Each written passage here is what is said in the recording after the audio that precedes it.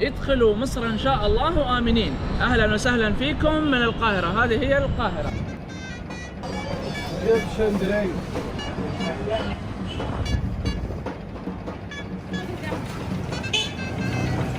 مصر جميلة، مصر جميلة، خليك فاكر مصر جميلة.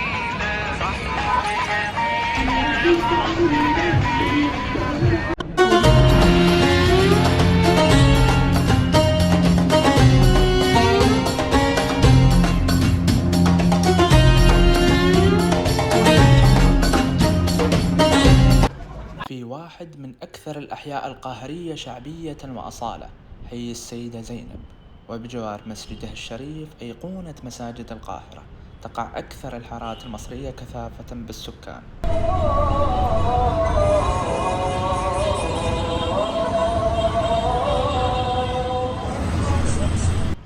ومع ذلك تقع مجموعة من أجمل المطاعم، مطاعم تقدم الأكلات الشعبية المصرية بألذ أشكالها.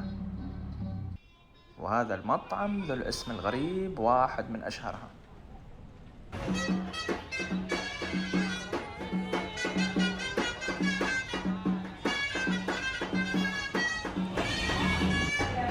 هذا هو القحش، فول وفلافل القحش في السيدة زينب، أشهر اسم في عالم الفول والفلافل والأكلات الشعبية والبسيطة واللذيذة. راح نجرب الفول بالزبدة والفلافل والشكشوكة، أكلات شعبية تقليدية في السيدة زينب، من أكثر المناطق وأجمل المناطق الشعبية في القاهرة. يلا شكرا.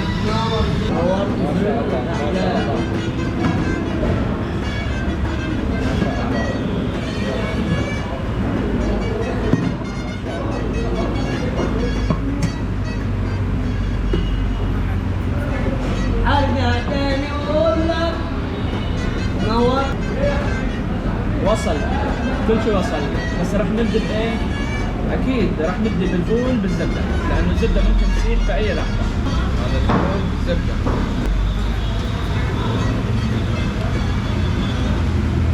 حار ودسم ولذيذ، لكنه محتاج ليمون، محتاج رشفة ليمون.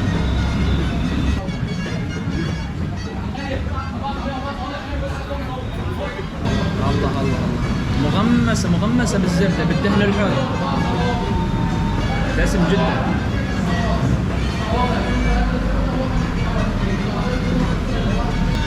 بعد رشة الليمون صار الطعم ألذ وأجمل. الفول رمز من رموز الأكل في مصر، الفول شيء إلى وزنه في عالم المأكولات المصرية. المصريين يقولون اللي ما ياكل فول ما ممكن انه يعمل اي شيء ابدا. الفراعنه كانوا ياكلون فول، بنوا الاهرامات. تحية يا ولد، ايه ما بتاكلش فول ولا ايه؟ طبعا الريحه رهيبه، مغمسه بالدهن الحر. طعم المذاق رهيب جدا. بالتاكيد مع الفول سيصبح الطعم اروع واروع. بالتأكيد أكلاتنا اليوم تصبح أجمل وأجمل مع الشاي الكشري. الفلافل أو الطعمية على الطريقة المصرية، طبعا رائحتها ممكن أن تشمها من مسافة كيلومتر، رائحة رهيبة. شوفوا المصريين شنو أضافوا على هذه الأكلة. الخارج سمسم ومن الداخل شوفوا اللون خضرة، اختلاف كبير عن الفلافل الشامية أو العراقية أو أي نوع فلافل آخر. جميل. طبعا المصريين يستخدمون الفول في إنتاج الطعمية والفلافل، ومثل العراق يستخدمون الحمص، بالشام أيضا يستخدمون الحمص، لكن هنا يستخدمون الفول. طعم جميل، نكهتها قرمشة، رهيب جدا. تشكيلة خضروات بديعة، قرمشتها بعد شيء رائع. الشكشوكة على الطريقة المصرية، شبيهة بأكلة المنمن التركية وشبيهة بأكلة المخرمة العراقية، لكن هذا بالمذاق المصري الخاص جدا، الحار جدا، حار ملهلب، ما فيها لحم لكن حار جدا. بيض، طماطم، بصل، لكن المذاق جميل جدا.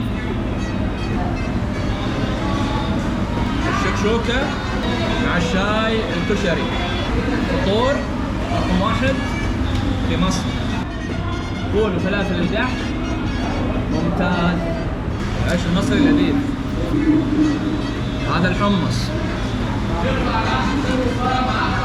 مقبلات مطعم القحش مثل ما قلنا، فطور رقم 1 لا يعلى عليه. سلطة الطحينة لذيذ، مشبع بنكهة الكمون، لكن المذاق المصري الخاص. عشاء بشاي. يلا تفضلوا عشان عيشكم يبقى مالح. العيش المصري أو قرصة الخبز المصرية جدا خفيفة، تتكون من طبقتين جدا خفيفة، بحيث لما تاكل يكون حجم الخبز قليل جدا وياخذ كمية كبيرة من الأكل، فلذلك هو ذكي جدا.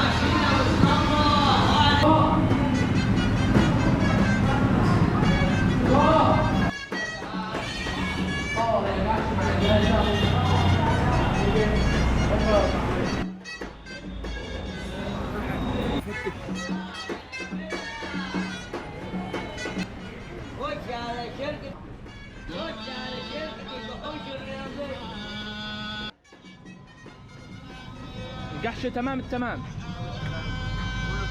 100.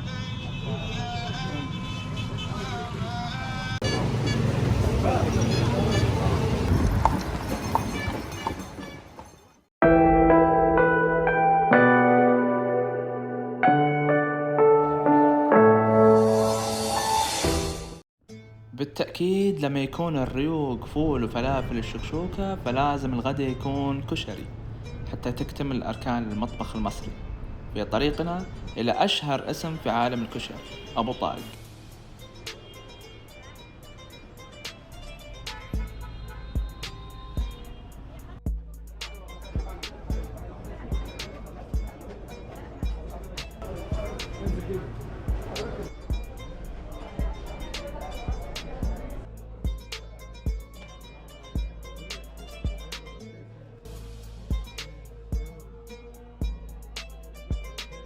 احلى كشري ابو طارق، واعمل لك الخلطه وهتدعي لي. نص ليمون فريش على الطماطم، ليمون ده فريش كده، دي التوابل كمون وملح ما شاء الله. ده الدقه خل وثوم، دقة، هذه هي الدقة. تمام. هذا السبايسي دي شطه. أكيد. تمام. كتير ولا قليل؟ تاني حلو كده. كشري أبو طارق، اسم غني عن التعريف، رقم 1 في مصر. منورنا وعلى الباشا حبيبي والله.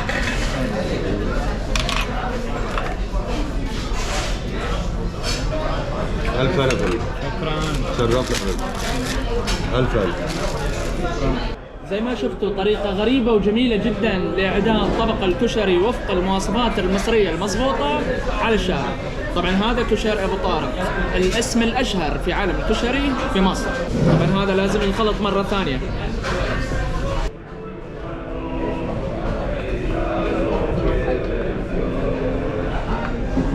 ما شاء الله. الريحة رهيبة. بالهنا والصحة على حضرتك. من ناكل على طول. شكرا. بالهنا والصحة. مكونات غريبة عجيبة، أشكال ألوان، كل شيء يدخل في الكشري، من المعكرونة للرز لكل شيء. رشة بصل مقلي،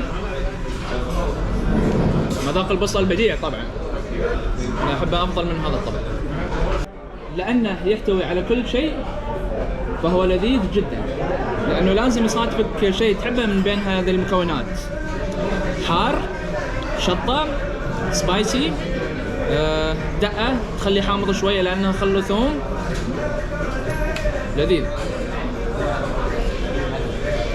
مذاق رهيب جدا،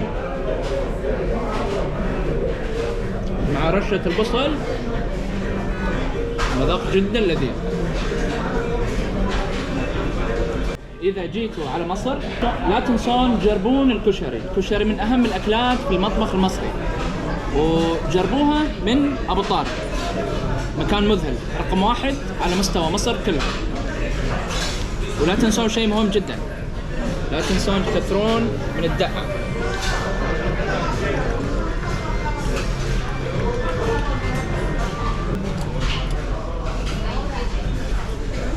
جايين من الأهرام تعبانين جدا، فلذلك رح ندخل على طبق الكشري بقوة حتى نستعيد طاقتنا وقوتنا. هذا طبق سحري يمد الإنسان بكل احتياجاته من طاقة، لأنه يحتوي على كل الحبوب.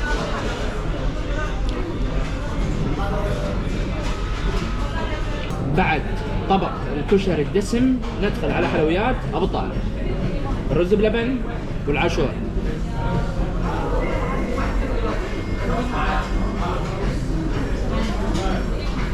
جربنا الرز بحليب السوري اللي هو الرز بلبن في مدينة دمشق، جربناه لكن الطعم مختلف بصراحة. هذا مذاق مصري خالص.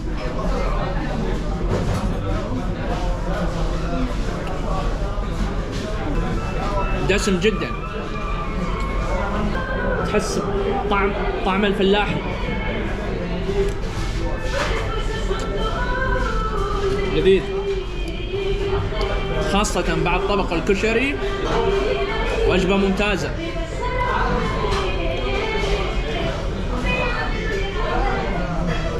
ندخل الآن على طبق العاشور، حلوى منتشرة في كثير من أرجاء العالم الإسلامي، موجودة بمصر، موجودة بتركيا، موجودة بمناطق مختلفة، لكن اليوم راح نجربها في مصر من أبو طارق.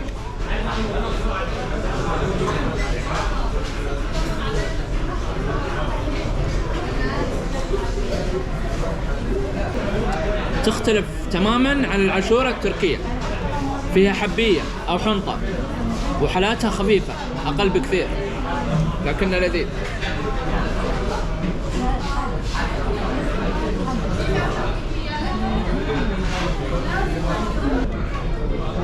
فيها شبه من طعم الهريسة العراقية. أول مرة نحلي بمصر جربنا طبق رز بلبن وطبق العاشورة، صراحة طبقين ممتازين، رائع، مذاق لذيذ جدا. رز بلبن الحلال فيه أعلى بشوية، طعم الحليب أقوى.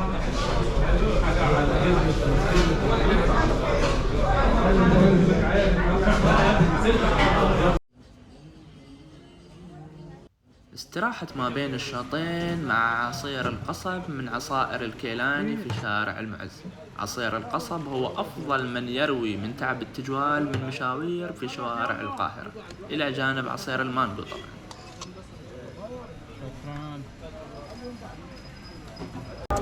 واخيرا عصير القصب. لو ما دقتش عصير القصب يبقى انت ما جيتش مصر. هذا العصير رمز مصر، تشربه تصير مصري بالانتماء. عسل طيب جدا جدا جدا، وبارد خاصة في هذه الأجواء الحارة، لكن سبحان الله يعني شمس القاهرة ما تحرق أبدا، شمس يعني حنينة. مع هذا العصير كل شيء تمام. بالنسبة للسعودية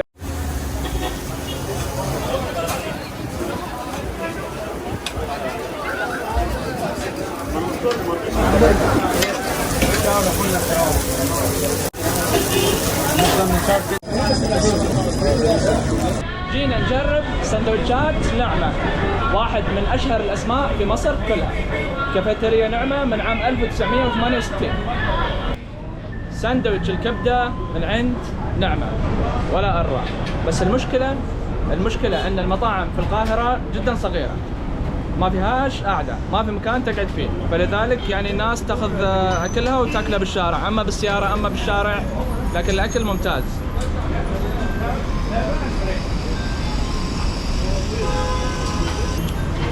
مذاق لذيذ جدا بصراحة. ساندويتش عملي بحيث تاكله في اي مكان الا داخل المطعم.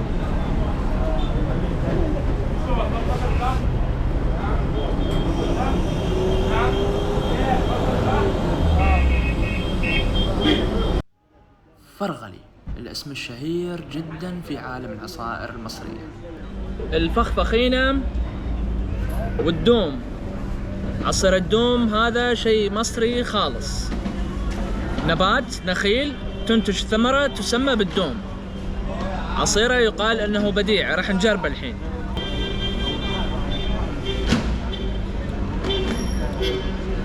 عسل،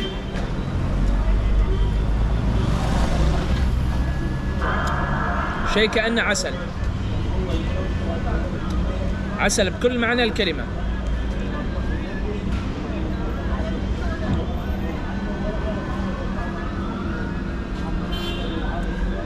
الفخفخينة من عند فرغلي، 50 عام من الخبرة. فخفخينة بديعة، مجموعة من الفواكه لكن يغلب عليها المانجو. طعم المانجو هو السائد.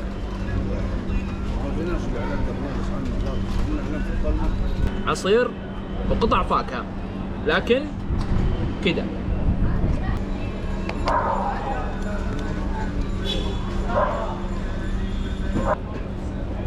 مانجو، تفاح، خوخ،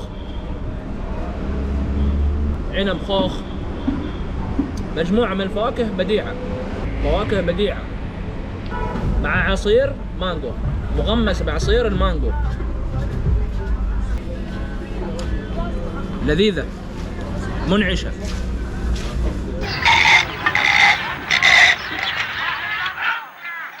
سونيا جميلة جميلة قوي. هات شوية بقى فوق البيع. بسم الله الرحمن الرحيم. صوبيا جميلة في شارع المعز.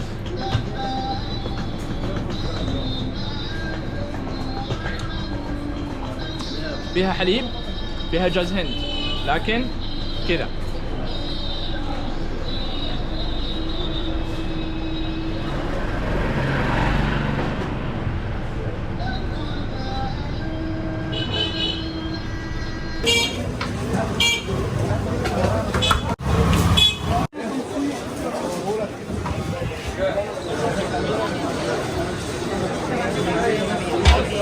عصير المانجو في القاهرة شيء رهيب رهيب رهيب، ما له مثيل ومنعش وخرافي.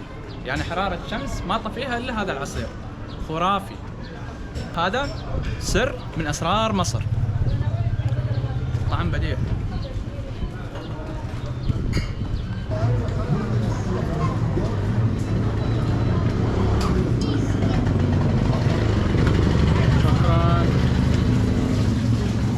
عصير المانجو في القملية، طعم بديع.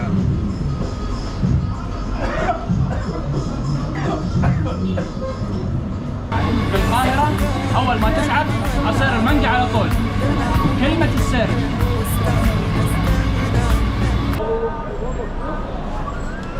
عصير المانجا من عند عماد الدين، مانجا عجيبة.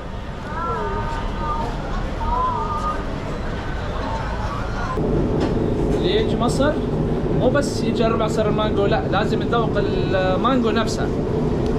طبعا المانجا موجود انواع كثيره منها، عويسي، تيمور، اشكال الوان، لكن هذه من اغلى نوعيات. راح نجربها الحين ونذوق طعمها. المانجو عالم من الروعه.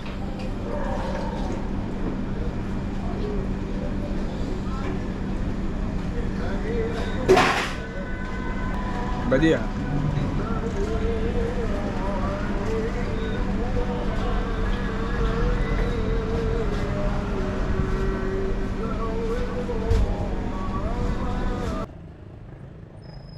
في عالم الأكل الشعبي الحواوشي ماركة مسجلة باسم المصريين، ولا أعتقد هذه الأكلة موجودة في أي مكان خارج مصر. وأنا متأكد لو سألتم عن أي شخص أو سائق تاكسي عن أفضل حواوشي في القاهرة فالجواب سيكون الرفاعي بكل تأكيد. أحسن حواوشي في مصر.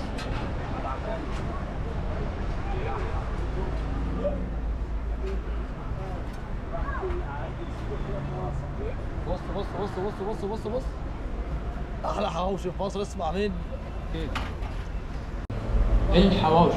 الحواوشي أكلة مصرية تقليدية جميلة جدا.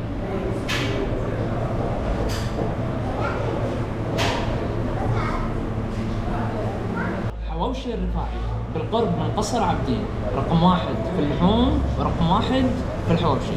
حواوشي وجنبه الممبار، أشهر أكلتين يمتاز فيهم حواوشي الرفاعي. طبعا هذه أكلة خاصة بمصر، ما تجدونها إلا في مصر، براءة اختراع مصرية. هذه باللحمة مع الصدق، لحمة وصدق، خلونا نفسقها واحدة واحدة. هذا الصدق مع اللحمة، هذه اللحمة مع الجبنة.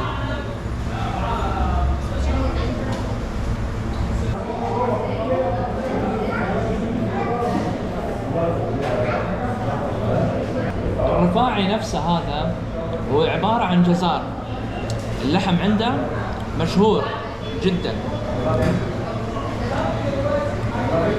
لذلك هو مشهور جدا على مستوى مصر كلها.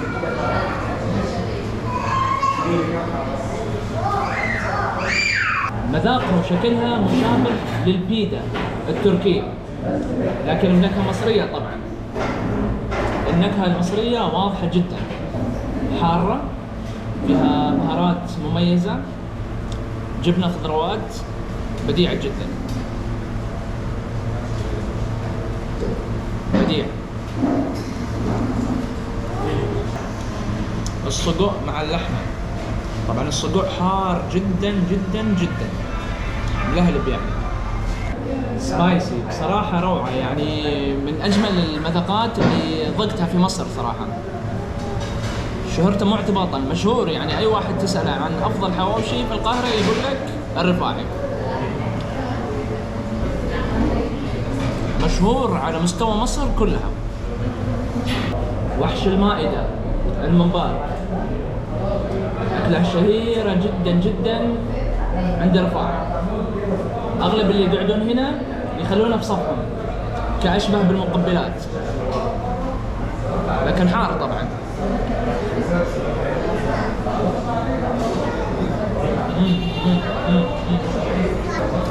حار طبعا، اللي داخلها تمن رز، لكن لذيذ. حار شبيه بالمحشي مع سلطة الطحينة، تبقى 100.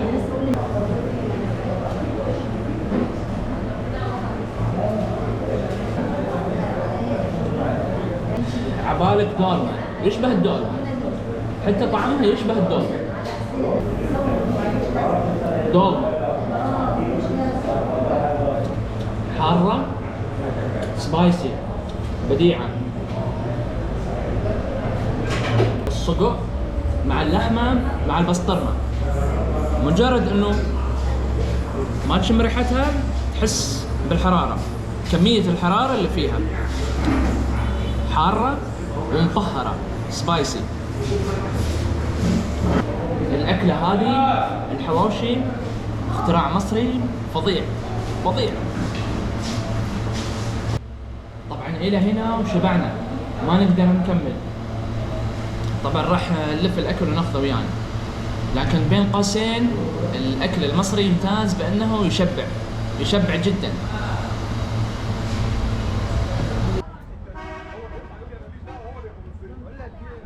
الأكل والخدمة مميزة جدا عند الرفاعي، حواوشي الرفاعي، مذاق رائع وسعر رخيص. كل اللي أكلناه 200 جنيه، سعر مش معقول، راقي جدا راقي. شارع البطل أحمد عبد العزيز. هذا مطعم دوار أم حسن، مطعم شهير جدا في تقديم الأطباق المصرية، راح نجربه الحين.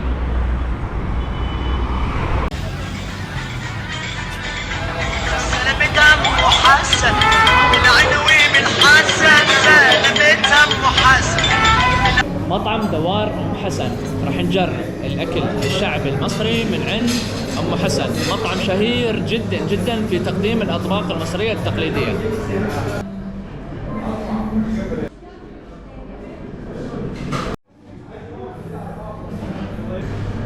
وأخيرا الموزة من عند أم حسن. قطعة اللحمة هذه يسمونها المصريين الموزة. طبعا هذه لحمة الفتت اللي تمتاز بأنها لذيذة ورقيقة، يعني رقيقة هشة لدرجة أنها يشبهونها بالموزة، واللي جواها هو الفتة. هذه هي فتة الموزة. خلونا نجرب اللحمة.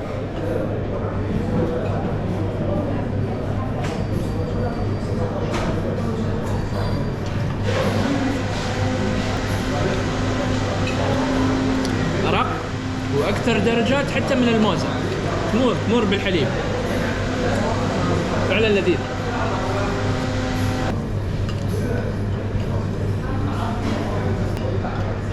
مذاق روعة، 10/10. خلونا نجرب الفتة. شوف الفتة مدفونة مع قطع الخبز والصلصة تحت الرز.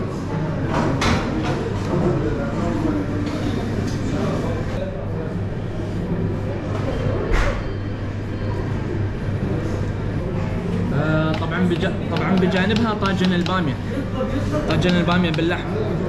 طبعا هذا الطبق الفخاري يحافظ على حرارة الطعم والطبق، يعني الطبق جاي من ربع ساعة ولحد الآن حار جدا. طبعا حار ساخن وحار ملهلب بالبهارات، حارة جدا.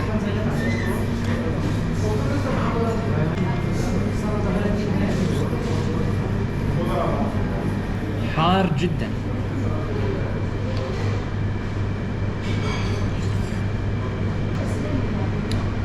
لكن المذاق 10/10.